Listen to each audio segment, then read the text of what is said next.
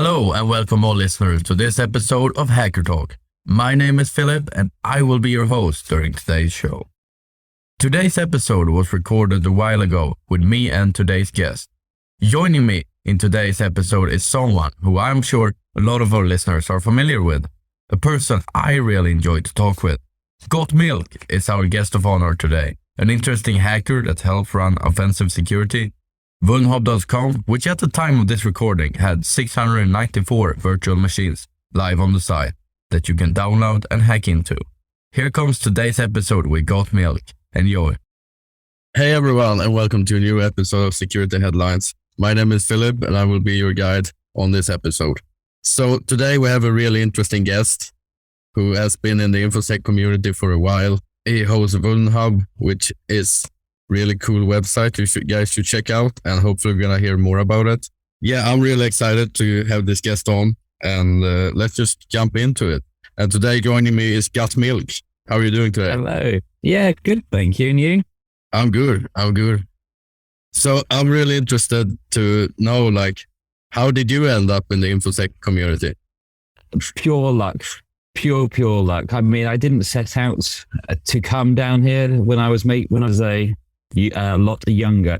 There was a few career paths that I thought, I'll do this, I'll do that, or I could do this. And picking infosec was never on this agenda. It was just something that happened and I quite appreciate it.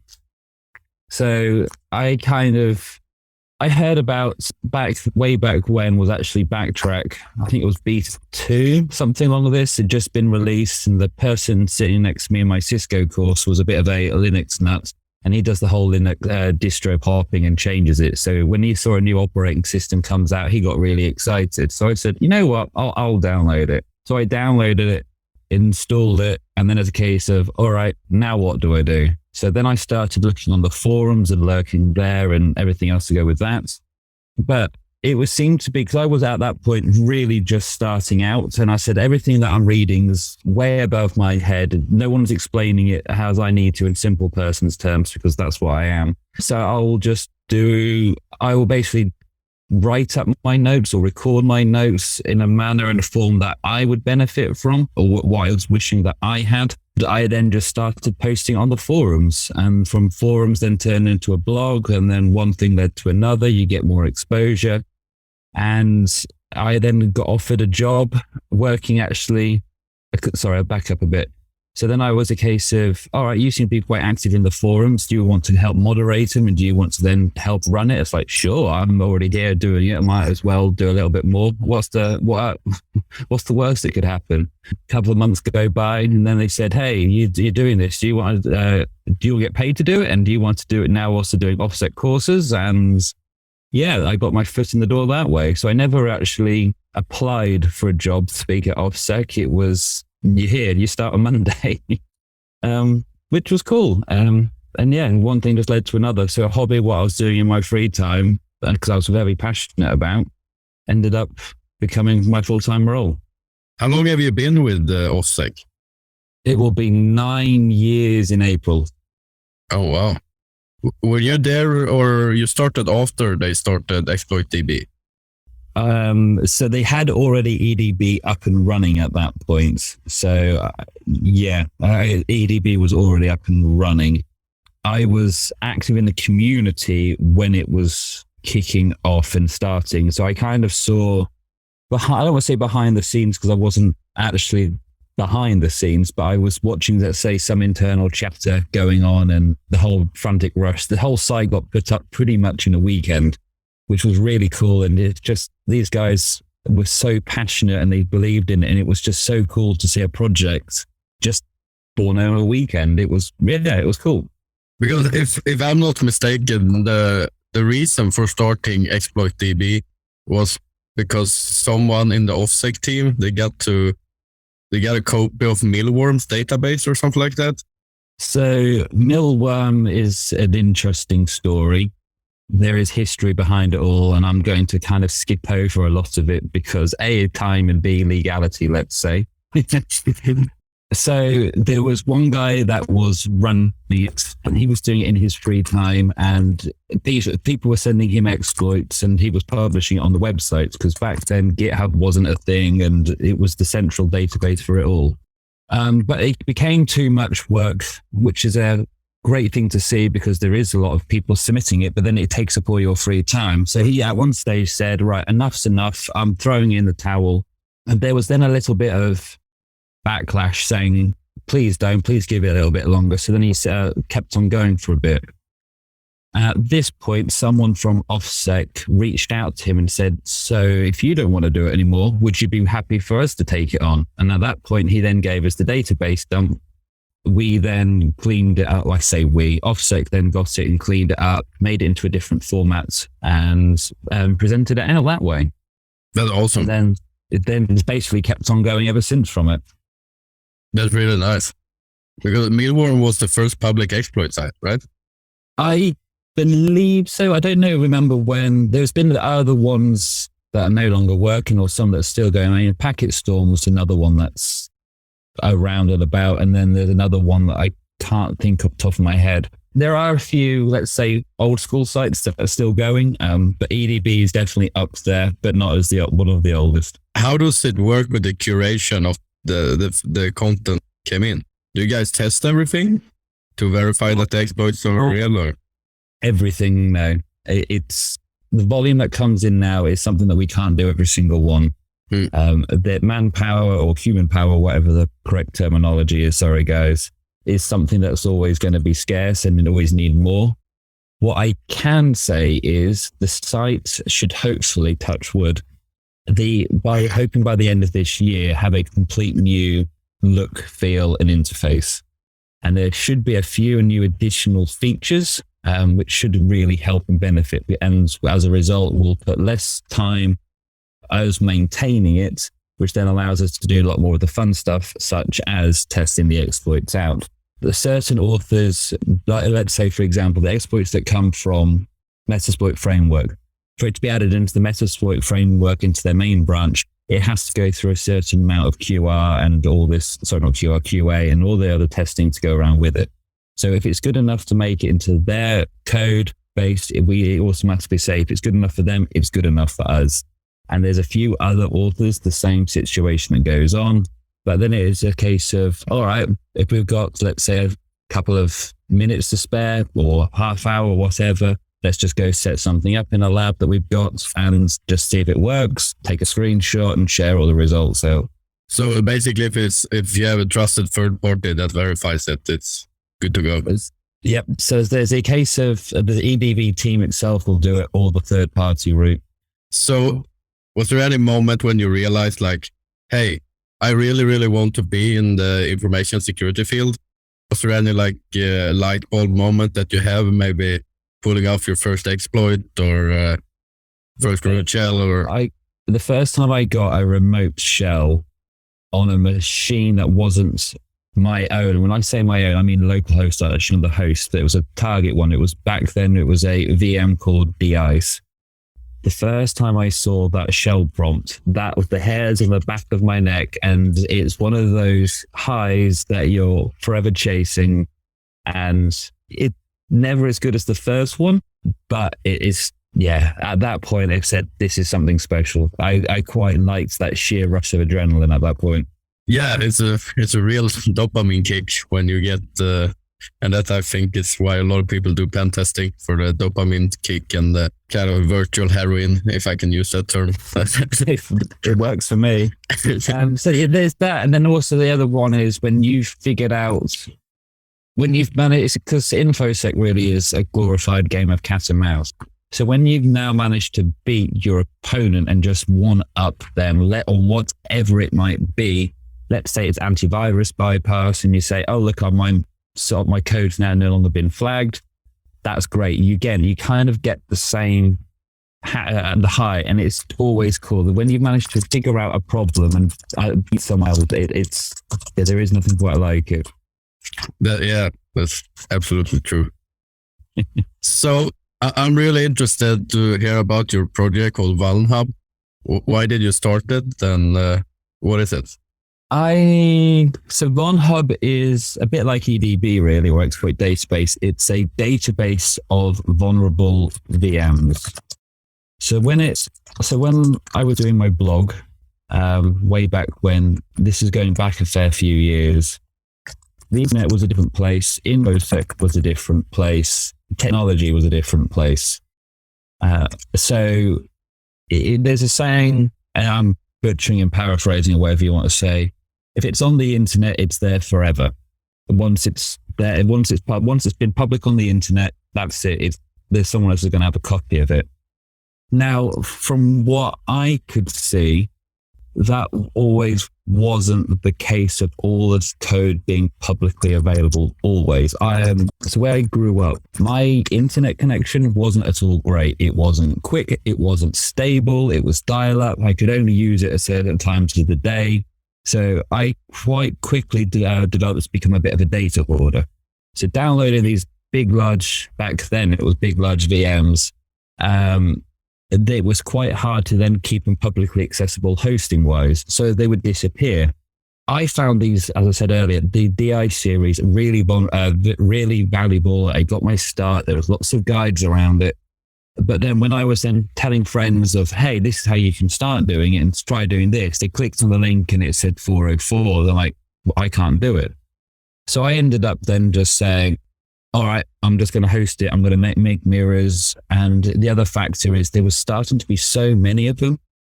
It was hard to keep track of where they all were. So with those two factors in mind, I said, all right, I'm going to make a website. It wasn't called Vulnhub to begin with. And I'm just going to dump it all there. And then when I realized how quickly and how popular it became, I said, all right, maybe I should actually give this project some thought and actually plan it out a little bit better. So at that stage, Vulnhub was born. And in my perspective, it's still in a beta. It never actually reached the features and all the things, mainly for the fact I ran out of time to do everything. I did the whole thing of project scope and bit off more than I could chew. But there was enough to get by, and it still works and it still hits all the objectives. I was just having very big dreams for it. And so the idea is it's to give that same hit, like I said back a few minutes ago about the DIs. When you get your first shell, let it be remote shell as an unprivileged user or a privileged user, but there's nothing quite like it. So I wanted to encourage people to experience what I did. So I started to categorize and get as many of these VMs as I possibly could and just started tracking it. And then each year there was more and more released. So more and more, and it just kind of grew from there, really. And how big is it now? How many VMs do you have there now? 694. So we're talking just under 700. That's quite impressive. Yeah, that's actually my last time I did that. It was about the 300 mark. So that I wasn't expecting, if I'm being honest. So yeah, if we say just shy of 700, a very quick bit of command line foo. 94 of them are out for this year alone. So we're talking 100 VMs, and it was probably by the end of the year. That's nice. That's very impressive. Yeah. Do you manually curate the incoming suggestions? Or? Yep, every single one I vet, which is why sometimes it takes a while for it to be done. I will try and do my best to make sure the VM works as best I can do, and there's also not been backdoored or malware, or again, I can't do a thorough extensive test. It's just, yeah, it's fun. It keeps me entertained at least. How does your personal virtualization setup look like? It depends on in the process of moving house. So I've moved house, but I've not yet moved into my new office. So I'm running on a skeleton crew.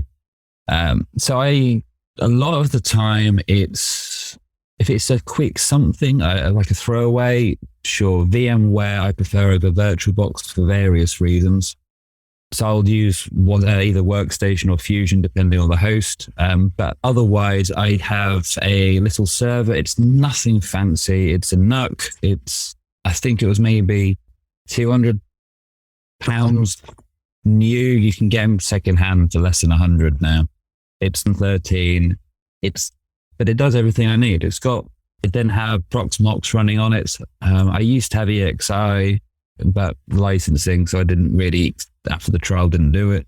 But Proxmox just works for me. And as a result, I've now kind of got my home network. I've got the core infrastructure sitting on there. And then on the other section, there's a VLAN let's call it a VLAN, where all then the fun stuff then sits. So if I needed to test something out quite quick, I know there's a couple of web servers that are vulnerable to something, and I can quickly say, oh yeah, and then practice there and just do a bit of a mind check. That's nice. And it's pretty handy as well, right? It's a NUC, so it doesn't take a lot of... space, it fits in the size of your palm. It's low energy. It just ticks over. Yeah, that's really convenient. It's one of those things where taking, let's say, an afternoon to set up, it saves so many little bits long-term going forward. It's like a lot of people sit down and use a terminal, they'll see their prompt and they'll be quite happy. But if you spend, let's say, X amount of time customizing your shell or your prompts, or let's say you're using like Tmux or shell, and actually alter it to fit your needs, because everyone's needs different, those little bits of time saves you so much later on, and then you just carry it forwards. And again, there's one of those things where it just, having it there, and it's like, oh, I need to leave a machine running overnight. I don't need to leave a laptop turned on or a desktop, a hungry powered desktop. It just sits there and does what I need to do. Yeah, it's really convenient to have. Me personally, I also have a couple of Proxmox instances, and it's a really nice interface as well, easy to work with, and supports a lot of different file formats, and then you could clone VMs and a lot of nice features. They've got the backup solution, which is always good to have. So if once it's set up, kind of forget about it, as long as you've got monitoring to make sure it still actually works. But yeah, it's good. It kind of sucks when you find out that backup isn't working like half a year later. Yep. Been there, done that, learned the hard way, and put measures in place for it not to happen again.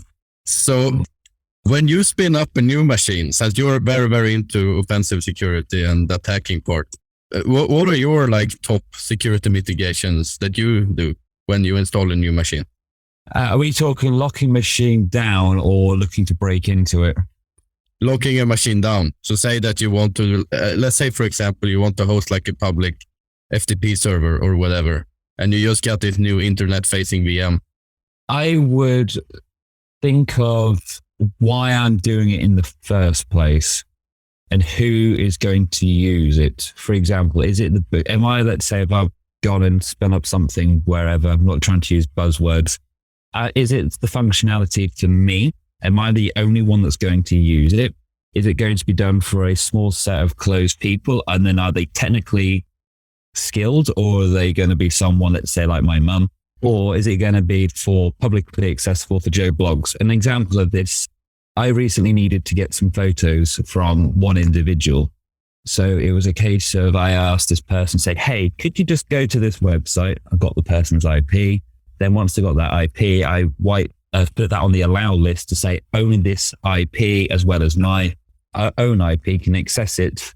And as at that point, it was, I don't want to say secure enough, but it managed to reduce a lot of background noise.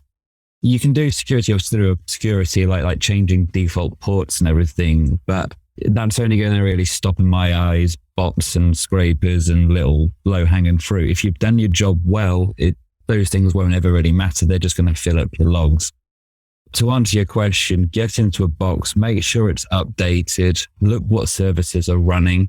Do they need to be running? Do they need to be running actually on localhost, or do they need to be accessible on every single port interface, or can localhost work? Then start to implement a firewall to say, hey, either only allow a VPN connection, or only allow these IPs to get from it, or only allow from these countries to access it. And then privilege of don't use everything. Every single service or every single functionality has a different user. I don't like using root. I will do my best trying not to do it. And once it's reached its need and goal, get the information and then just bin it.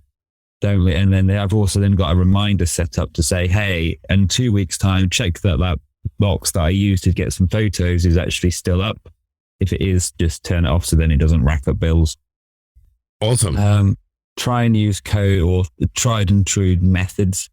If you're using something, I tried to go for more of the established, let's say, software, like web service, you would have heard like Apache or Nginx, and then picking software that's been around for a while that's still actively maintained. There's so many cool little things where people have made, I'm hosting my own bit of code out there and that's great, but then they haven't updated it for 2 years and it then requires, let's say, PHP version 5. And like, I don't really want to be going down that route.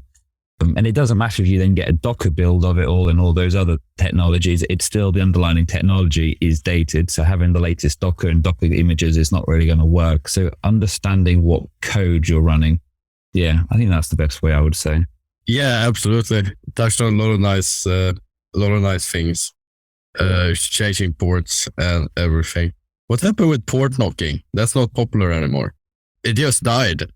It was a great, I think, proof of concept, but because, and hobbyists, let's say, did it, but it never really did well in enterprise. And then when you start to then factor in, people start to now use mobile phones for all this type of communication. Yes, you can get apps and you can do all this with it, but it was a lot more it adds this extra level of complexity that, let's say there's someone that just needs to be able to access email. You're just like, why have I got to run this app to do this? I just want to do it.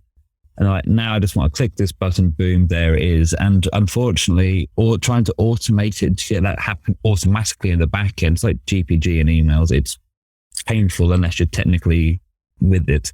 I'll also say I used to do it myself. I had the whole port knocking, and then there was the other one afterwards. What was it? Single packet authentication, which then you sign one packet, so then you can't replay it and everything. And there was all these lovely proof of concepts, but I don't think it really took off. Yeah, it's a shame. It's nice, but it's much easier to just hide something behind a VPN, and then you don't have to worry about it.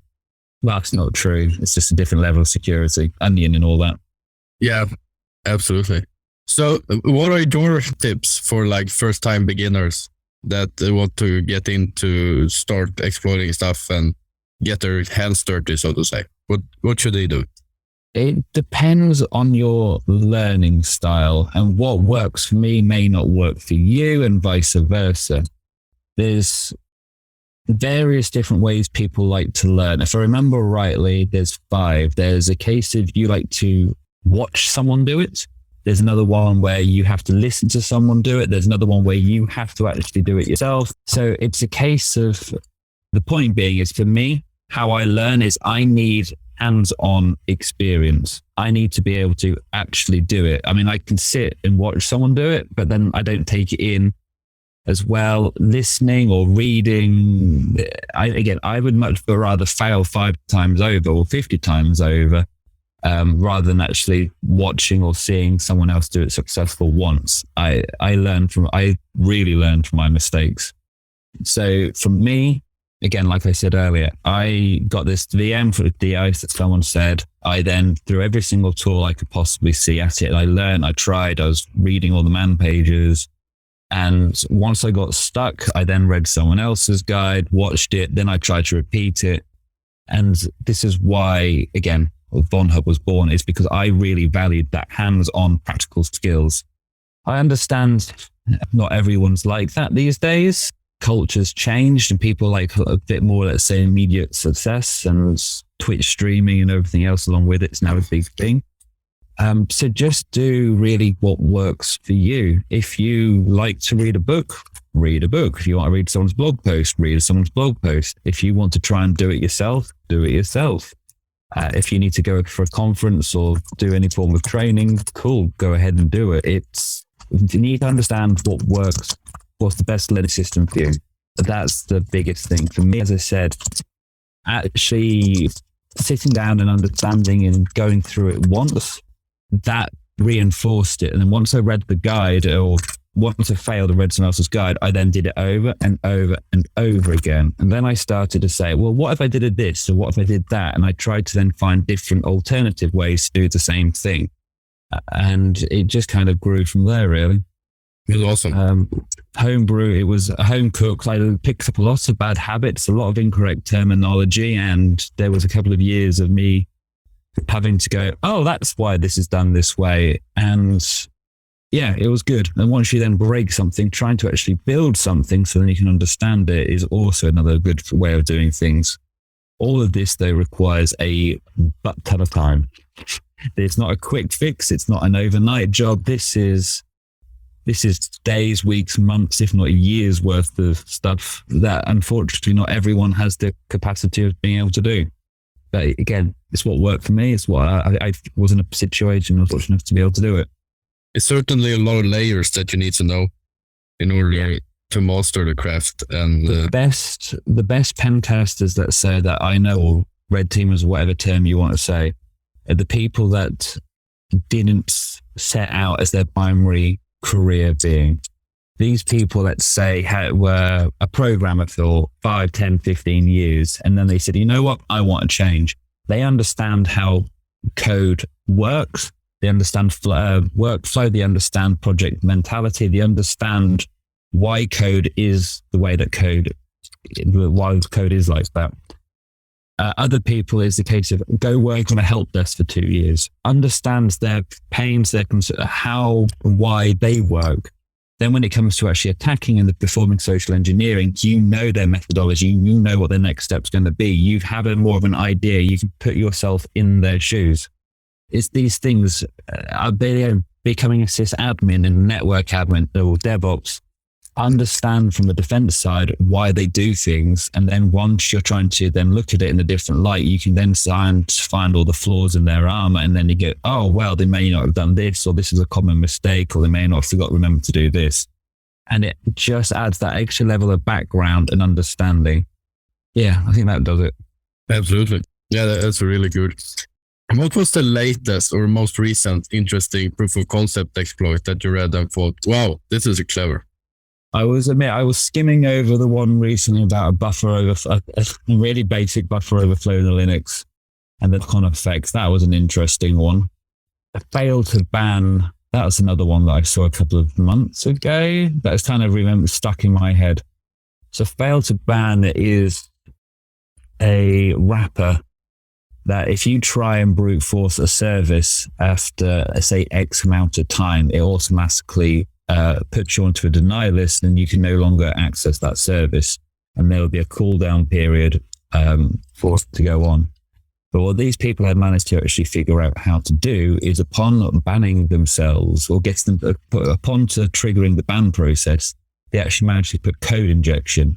So they actually managed to use a defensive protective mechanism against itself to actually achieve code execution, which is always a nice, cool kind of, it's just like getting shell using your antivirus bypass. So you trigger something in your kernel and boom, your instant system access. Yeah, it is kind of a bit of that one kind of did stick in my head. That's a cool one. I haven't checked that out. Yeah, if I remember rightly, it was with an email and everything else and doing all that lookup. And that runs on a lot of SSH boxes, I assume. If you read a lot of guides on how to set up a server, let's say you're wanting to set up a Minecraft server for whatever reason, and you're going on a forum and you're following someone's tutorial, they more often than not will say, hey, just do apt-get install, fail to ban. So I see it as a lot of consumer random endpoints than, let's say, again, actually enterprise. Don't get me wrong, it does exist, but not as common as random boxes just out there.